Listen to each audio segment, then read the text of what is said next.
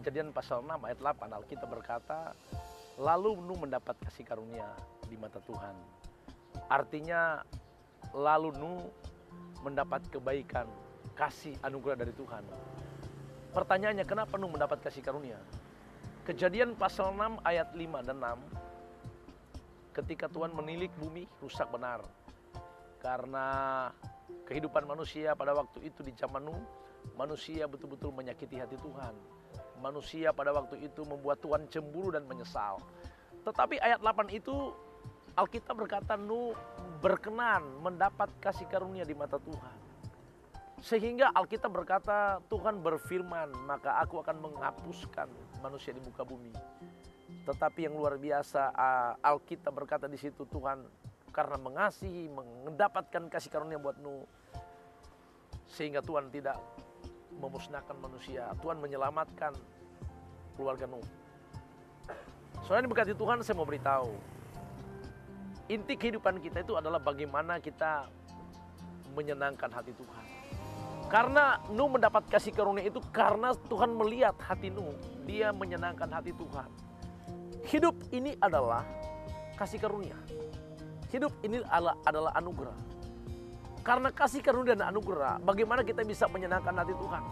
Kalau pada zaman Nuh, Alkitab berkata manusia menyakiti hati Tuhan, membuat Tuhan menyesal dan cemburu.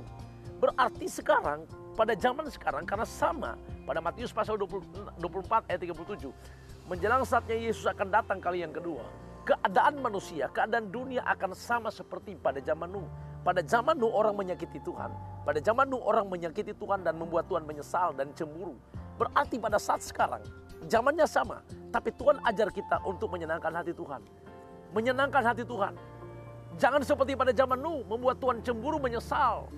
Tapi sekarang bagaimana rahasianya kita harus menyenangkan hati Tuhan.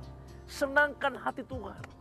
Saudara diberkati Tuhan, Nuh itu mendapat anugerah kasih karunia yang luar biasa.